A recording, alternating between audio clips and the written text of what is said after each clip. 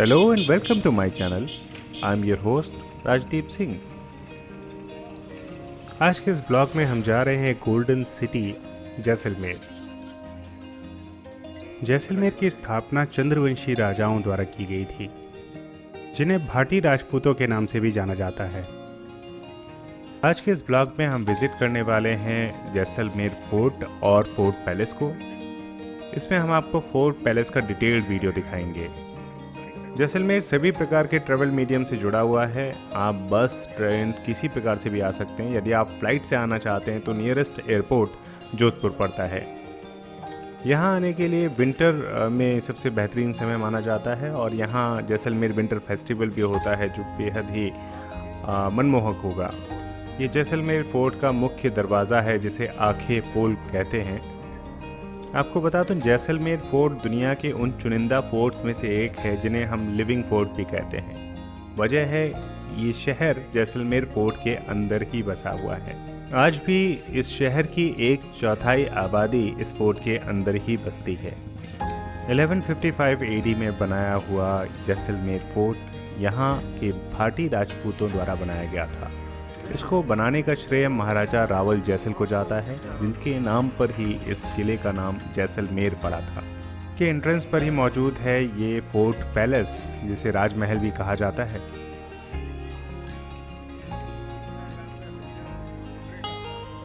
आखे पोल से आगे बढ़ते हुए इसके राइट हैंड साइड मौजूद है सेंट्रल जेल, जो पुराने ज़माने में हुआ करती थी। आज के समय में वो एक स्कूल बना दिया गया है।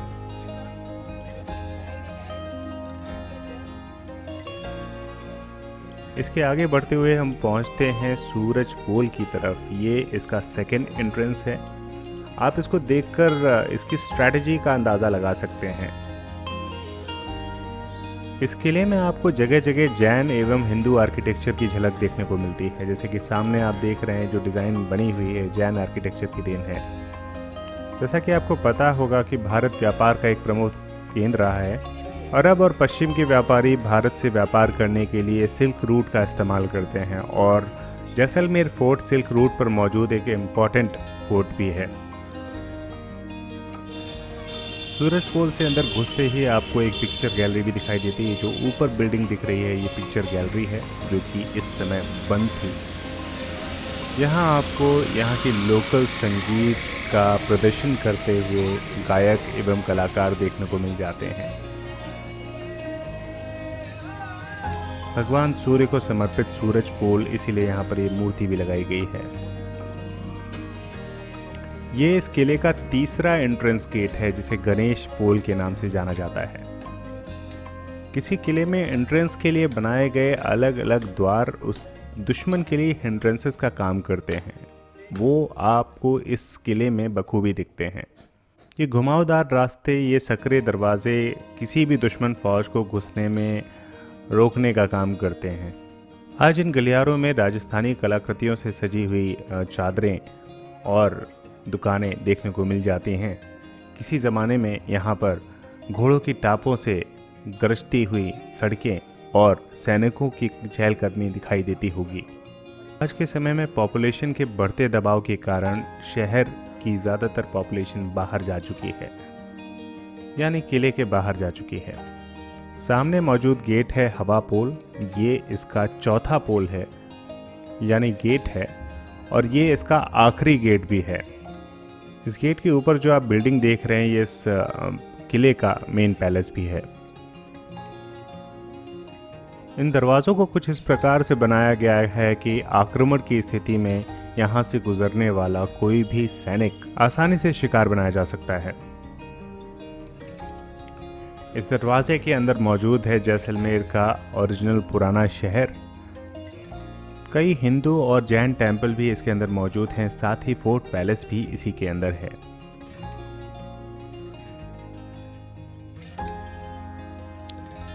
इस किले में मौजूद लगभग सभी इमारतें सुनहली बलुआ पत्थर से बनी हुई हैं, इसीलिए आप चारों तरफ पीले रंग या सुनहरे रंग को आप देख सकते हैं। ये है सामने राजमहल या फोर्ट पैलेस का एंट्रेंस गेट। रॉयल फैमिली के लिए बनाया गया राजमहल या रंगमहल पैलेस लगभग 1500 AD में बनाया गया था। राजस्थान के कुछ सबसे पुराने महलों में से एक राजमहल पैलेस एक 7 मंजिली इमारत है। यह इसका मुख्य एंट्रेंस है। यहाँ से आप इसके टिकट हाउस तक भी जा सकते हैं।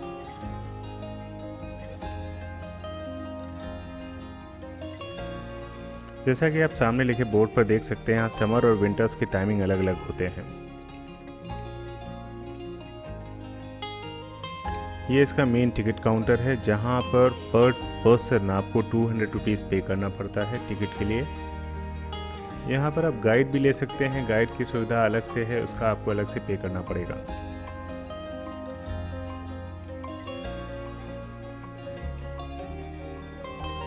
यहाँ एक मेमोर शॉप भी है, जहाँ पर आप कुछ मेमोरेबल लेना चाहें तो वो भी ले सकते हैं, जैसे की रिंग या फिर फ्रिज मैग्नेट्स या फिर यहाँ का कोई लोकल कलाकृति, वो भी आप ले सकते हैं।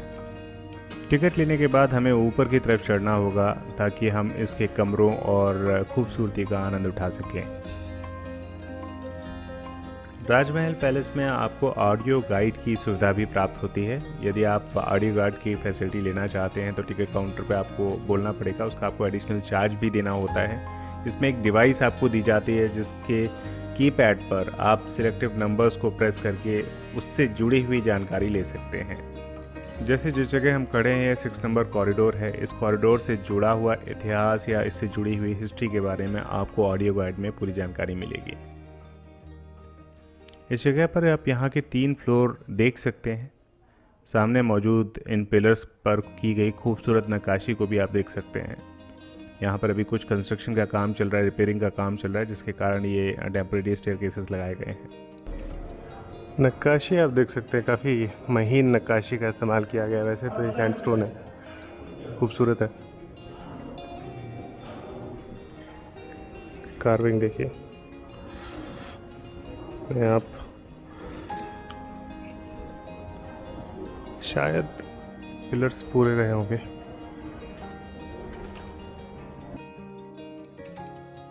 अब हम यहाँ से निकल चले अगले कॉरिडोर की तरफ या अगले रूम की तरफ, आप कुछ भी कह सकते हैं।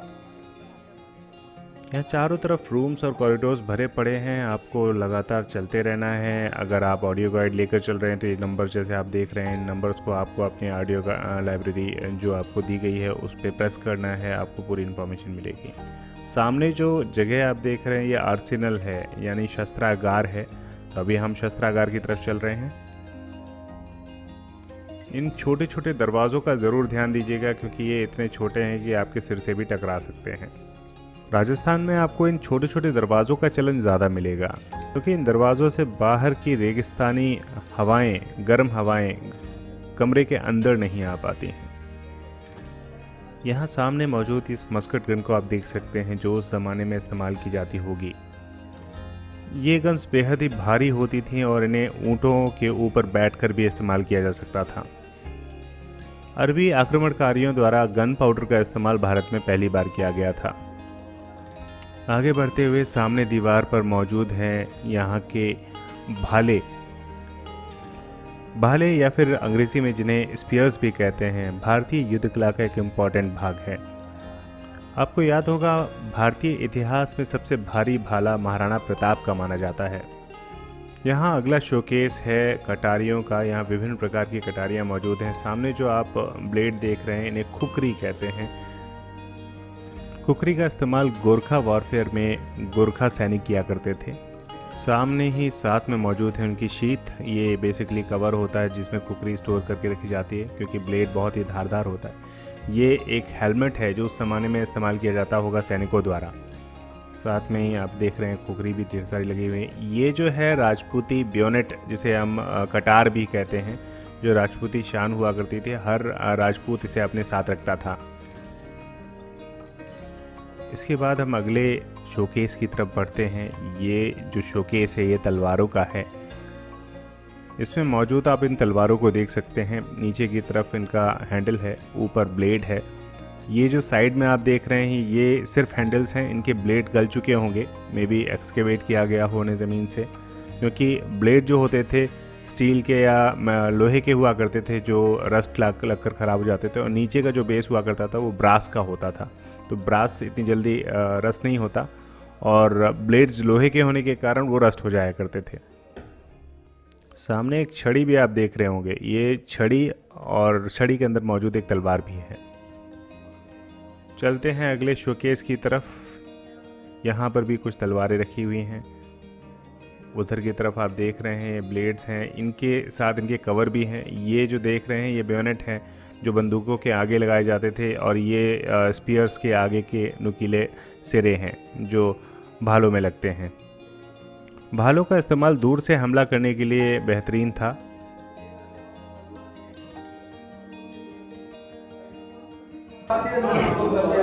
ये जो है इसे अंकुश कहते हैं, जो आप देख रहे हैं अंकुश है ये बंदूक की बेयोनेट है। ये तीर एरोहेड्स हैं। ये संगीन अंकुश हाथी को कंट्रोल करते थे, वे भाले के मुठे और ये तीर का सिरा है। ये जो चीज़ें आप देख रहे हैं ये भाले के मुठ हैं, जो आपने वहाँ देखा था वो फ्रंट होते थे, ये बैक हैं। ये देखिए चंद्र इस शेप में है।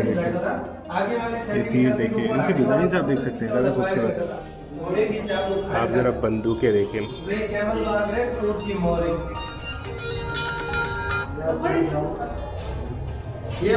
सामने आप देख रहे होंगे ये सबसे ऊपर जो है वो हेलमेट है। 20वीं सेंचुरी का ये हेलमेट है ये। फिर ये बंदूकें हैं, आप यहाँ देख सकते हैं ऊंट पर बैठकर चलाने वाली टोपीदार बंदूक देख रहे हैं आप। ये पुराने बेयोनेट पुरानी बंदूक हैं जिनको इसमें बारूद भरकर ऊपर से, आप ये देख रहे होंगे इसमें बारूद भरकर फिर छर्रा लगाकर इसे ठोका जाता था। ये रॉड है पूरी यहाँ तक जाती थी, इस रॉड को ठोक कर फिर वहाँ से फायर करते थे फलिका लगाकर। ये वाली बंदूक है, फ्लिंट लॉक गन्स कहते थे, आप देख रहे होंगे।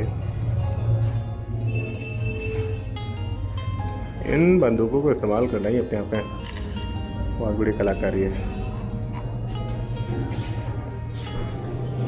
ये चाबुक है हंटर्स, जो समय समय पर इस्तेमाल किए जाते थे जानवरों को कंट्रोल करने के लिए। एक घोड़े की चाबुक, ये सब चाबुक हैं।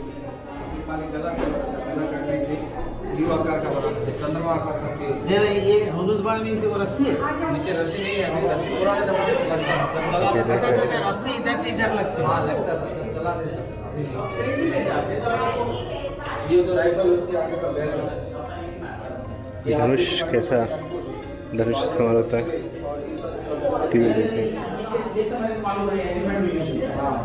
बारूद की कुप्पी, ये जो आपने बंदूकें देखी थी, यहाँ ये बंदूक रखी है, जो वहाँ पर बंदूकें आपने देखी थी, उसको बारूद का स्टोर करने के लिए इन लकड़ी की कुप्पियों का इस्तेमाल होता था। इससे थोड़ा सा बारूद उन बैरल्स में डालकर फिर उसका जो बुलेट होती थी, बुलेट डालकर उसे लोड किया जाता था। आप ये जरा गन देखिए, कितनी छोटी गन थी। ये सारे जो है ना ये इसी के इस्तेमाल होते हैं। क्योंकि राइफल में गोली नहीं होता, इसको बगल में टांग के बारूद निकाल के स्मैली में भरा जाता था, फिर फायर करते थे। ये छोटा राजकुमारों के लिए छोटा सा पॉकेट पिस्टल, ये बारूद, ये पानी का सुराई, ये सेफ्टी का डाल, और ये वही बारूद रखने की कुप्पियाँ देख रहे होंगे। ये बारूद रखने की कुप्पियाँ सारी।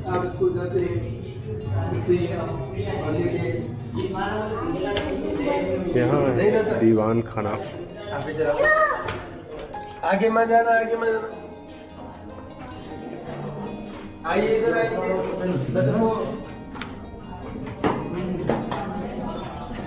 तो हम जा रहे हैं अब दीवान खाने की तरफ। अब दीवान खाना क्या है देखते हैं। एक बेसिकली गैलरी है खूबसूरत, यहाँ देख सकते होंगे तलवार रखी है। ये सिंहासन है पूरा का पूरा चांदी का बना हुआ, मुझे लगता है। ये जो आप देख रहे हैं ये हवा करने के लिए वो इस्तेमाल होता था।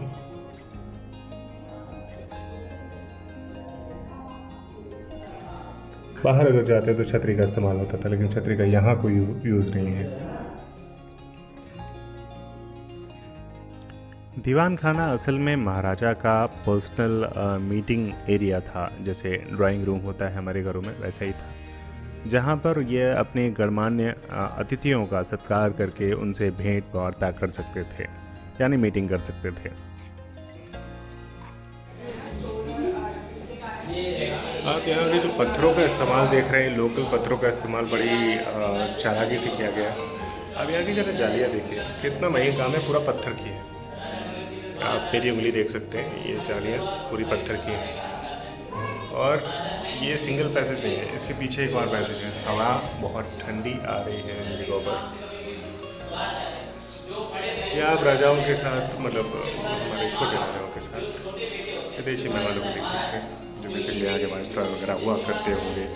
ये देखिए जालियों का इस्तेमाल, ये इतनी मोटी जालियाँ हैं, लगभग इतनी मोटी जालियाँ हैं और बड़ी ही शानदार कारीगरी की गई है।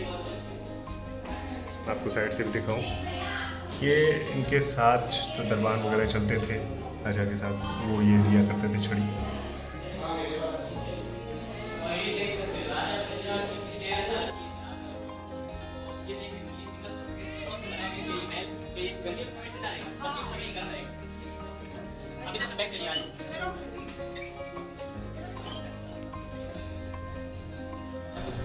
ये शायद ऊपर जाने का रास्ता है, लेकिन फिलहाल ये बंद है। चलते हैं आगे शस्त्रागार की तरफ। आप इसकी छत पर देख सकते हैं। धन्नी हमारे गांव वगैरह में कहते हैं, धन्नी का काम है। ये लकड़ी की बल्लियां लगा लगा के ऊपर से मिट्टी डालकर फिर पाटी जाती थी, कवर की जाती थी।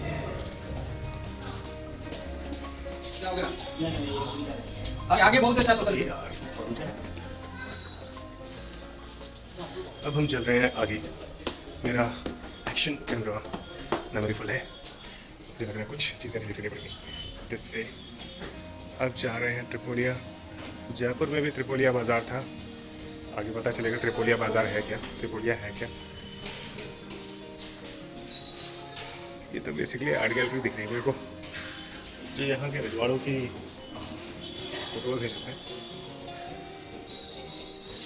पहले हैं महाराजा जैसलदेव 1156 से 1167, दूसरे हैं महाराजा दुर्जन साल दद्दू जी, फिर है महाराजा महारावल भीम, महारावल सबल सिंह, फिर है महारावल अमर सिंह, फिर महारावल जसवंत सिंह,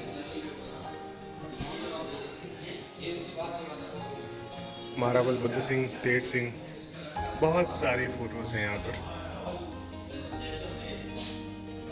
आखे सिंह, मूलराज सिंह,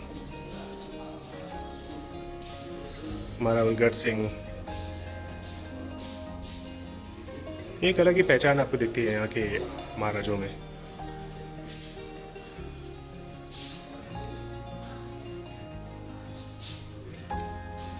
ब्रजराज सर जी, विराट सिंह जी,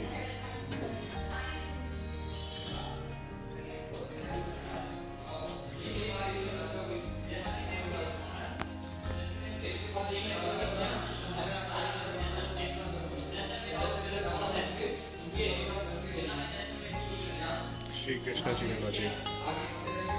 यहाँ आप देख रहे हैं वंश वृक्ष है।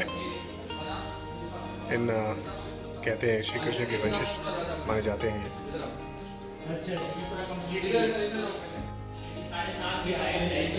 कारीगरी बेहतरीन है। एक तो चूना पत्थर थोड़ा सा सॉफ्ट होता है, सैंडस्टोन थोड़ा, चूना पत्थर नहीं है, सैंडस्टोन थोड़ा सॉफ्ट होता है। ये श्री कृष्ण जी के वंशज, ये राजा। Excuse me। अब हम चल रहे हैं आगे। ये है गज विलास, जो कि फिलहाल बंद है। अब हमें चलना है ऊपर। 8 के बाद सीधे 12 कैसे आ रहा है मुझे नहीं पता।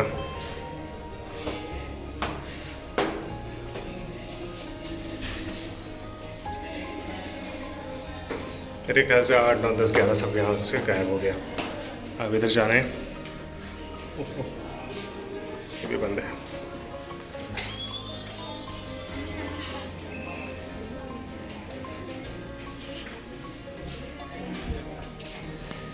ये है इनका स्टैम्प कलेक्शन। राजे महाराजा हर चीज़ का कलेक्शन करते थे, ये उनके शाही शौकों में से एक था।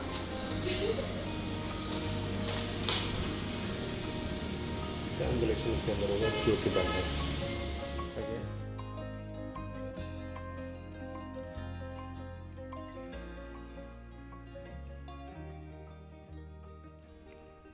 राजा की यात्रा के दौरान ये कलश उनके कारवां के साथ चलता था और ये छतरियां भी उसी कारवां का एक हिस्सा हुआ करती थीं।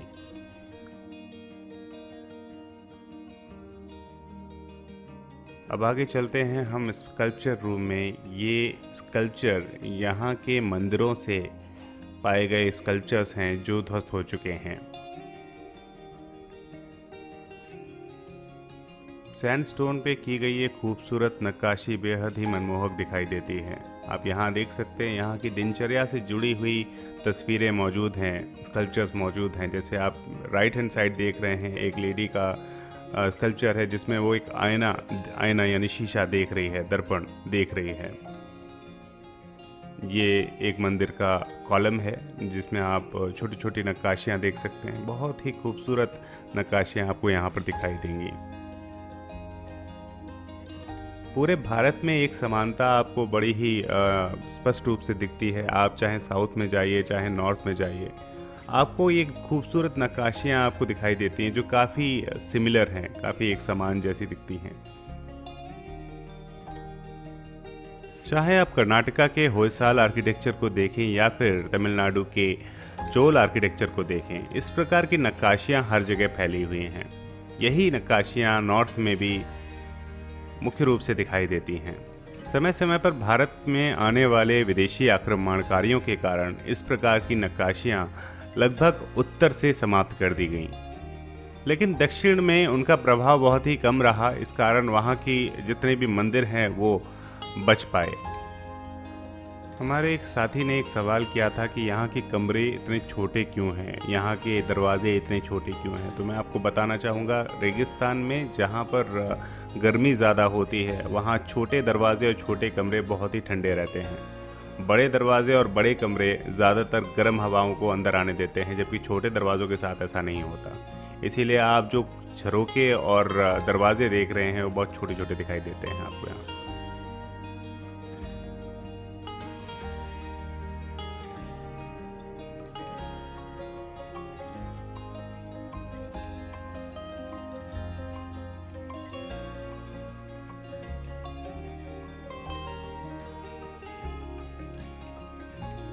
ये जगह आप देख रहे हैं ये दीवाने आम है। ये जगह राजा का कोर्ट यार्ड है जहाँ पर राजा आम जनता की समस्याओं को सुनते थे और अपना निर्णय लेते थे। ये जो सामने प्लेटफॉर्म बना है यहीं पर आम जनता आकर अपने राजा से फरियाद करती थी। इस झरोके के पीछे राजा बैठकर उनकी फरियाद सुनता था। यहाँ पर आपको जगह जगह नक्काशी का काम देखने को मिलता है। दरवाज़ा सामने जैसा कि देख रहे हैं, ये काम सामने जो आप देख रहे हैं पत्थर का किया हुआ है। देखिए कितनी बारीक नक्काशी का काम इस पर किया गया है। ये एक डेकोरेटिव आर्ट वर्क है, ये कोई खिड़की नहीं है।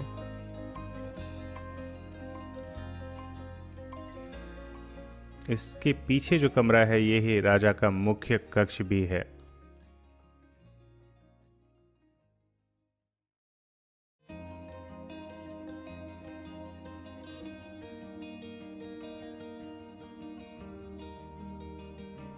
अब हम अगले फ्लोर की तरफ चलते हैं। ये जो फ्लोर है ये छत की तरफ जा रहे हैं बेसिकली हम लोग। यहाँ कमरे बहुत हैं, राजा रानी के कमरे, आर्सेनल्स, दीवाने आम, दीवाने खास, इस तरह के बहुत सारे कमरे हैं यहाँ पर। फोर्ट पैलेस की रूफ पर एक विंड वेन भी मौजूद है और एक सनडायल भी है। विंड वेन का इस्तेमाल विंड की डायरेक्शन पता करने के लिए होता था, जो कि काफ़ी ज़रूरी थी अगर आपको आंधियों का पता लगवाना है या सैंडस्टॉर्म का पता लगाना है। तो ये आप सामने जो नज़ारे देख रहे हैं जैसलमेर के शहर के नज़ारे हैं। आप चारों तरफ सुनहरा फैला हुआ बिल्डिंगों से भरा हुआ शहर देख सकते हैं। जैसलमेर को गोल्डन सिटी भी इसीलिए कहा जाता है क्योंकि सैंडस्टोन से बनी हुई इमारतें जब सूरज की रोशनी में पड़ती हैं तो बेहद खूबसूरत सुनहरा रंग दिखाती हैं। ये पैलेस बहुत ही कॉम्पैक्ट जगह में बनाया हुआ है। यहाँ से आप मेन एंट्रेंस तक के नज़ारे देख सकते हैं। ये जो जगह सामने देख रहे हैं जहाँ पर गाड़ियाँ खड़ी हैं, ये मेन एंट्रेंस है। सर्वोत्तम विलास राजा रानी का मुख्य कक्ष है जहाँ पर राजा अपना शयन करते थे। आप टाइल वर्क देख सकते हो, ये ग्लेजिंग वर्क है बेसिकली। जो बाद उस समय में इम्पोर्ट किया जाता था, क्योंकि भारत में इस तरह का काम नहीं था। खाना पीना चांदी में खाने में इस कक्ष में राजा से जुड़ी हुई जितनी सामग्री है वो रखी गई है, जैसे कि उनका पलंग, उनका जो अंग वस्त्र होता है, साथ ही उनके एक्सरसाइज करने का सामान, सोफ़ा, सभी चीज़ें यहाँ पर रखी हुई हैं। ये सिंबॉलिक है, एक्चुअल फर्नीचर शायद इससे थोड़ा अलग रहा होगा। आप इस कमरे की भव्यता से ही इसका अंदाज़ा लगा सकते हैं कि ये कमरा कितना खास रहा होगा।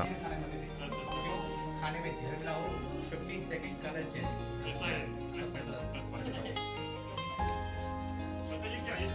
हाँ, प्रैक्टिस के लिए डब्बा है, खड़ा हुए चप्पल और चांदी होती है।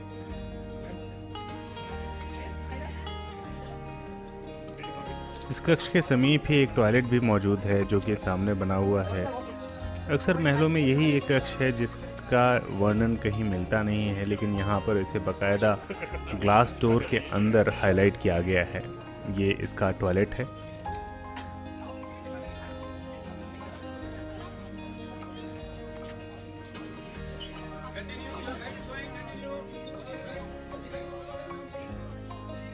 इसके बाद हम जाते हैं अगले कक्ष में, जो कि गणगौर माता का कक्ष है।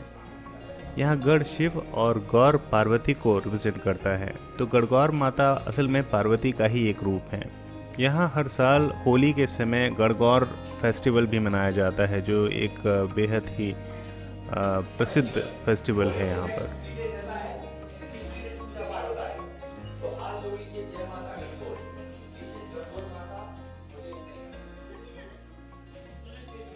सामने मौजूद ये पत्थर इस किले का मिनिएचर 3D मॉडल है।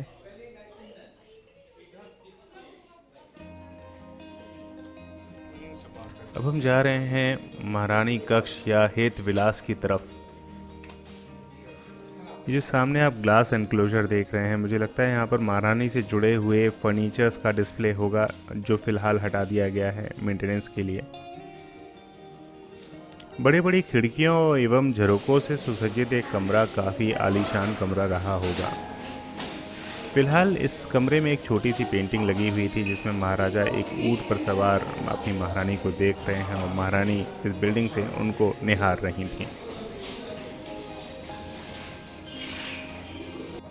आगे बढ़ते हुए अब निकल चलते हैं इसके अंतिम पड़ाव को देखने के लिए। इस किले में कई रास्ते ऐसे हैं जो आज बंद कर दिए गए हैं, जैसा कि आप सामने भी देख पा रहे हैं। ये भी कोई एग्जिट गेट रहा होगा। देखने के बाद हम निकल चले अंतिम पड़ाव की तरफ। ये जो रास्ता आप सामने देख पा रहे हैं, यहाँ पर कई इम्पोर्टेंट रूम्स मौजूद हैं। गैलरी, सोलर किला, museum shop. Famous director Satyajit Ray अपनी बांग्ला मूवीज़ में इस किले की शूटिंग कर चुके हैं और उन शूटिंग्स में ही उन्होंने इस किले का नाम सोनार किला दिया था। तब से इस किले को एक और नाम मिला, जो कि सोनार किला है।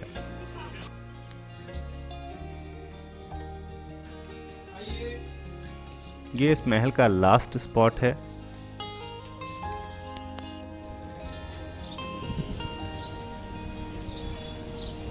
किले की दीवारें देखिए। अभी हम लोग ऊपर तक होकर आए। वहाँ जो मैं आपको झंडा दिखा रहा था वो यही है। बेसिकली जैसलमेर यही वो फोर्ट सिटी है। और ये जो आप गोल गोल पत्थर देख रहे हैं, मुझे लगता है इसका इस्तेमाल अगर कोई अटैक होता है तो ऊपर से गिरा कर किया जाता था, ताकि अटैक को, फर्स्ट अटैम्प्ट को तराशाई किया जा सके और समझने का मौका मिल सके।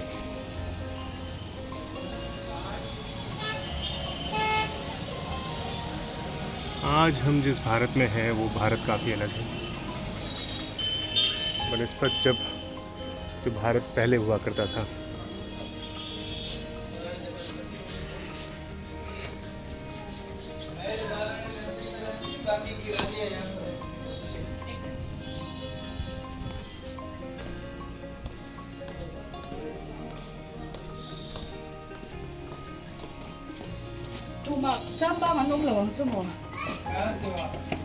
कहाँ से? मिजोरम, नागालैंड, कहाँ से हो आप? कहाँ? इधर? ये सीधा एग्जिट है। और इधर कहाँ से से स्कूल लेके आए हो? इस तरह से इनको यूज़ किया जाता था छतरियों को। Port city basically it's art gallery. Sonar Qila Jaisalmer.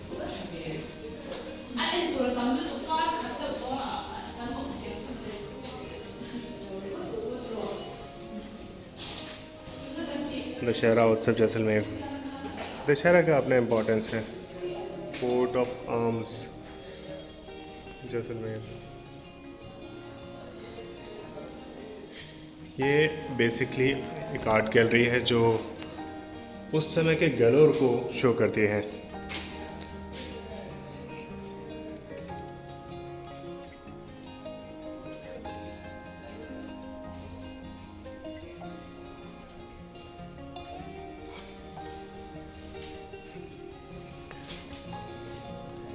दूर से छोटा सा दिखने वाला ये महल असल में छोटा नहीं है, काफ़ी बड़ा महल है ये। छोटे छोटे कमरे, छोटे छोटे फ्लोर्स और अंतहीन। बहुत सारे कमरे तो अभी अंडर रिपेयरिंग होने के कारण बंद थे, खोले ही नहीं है।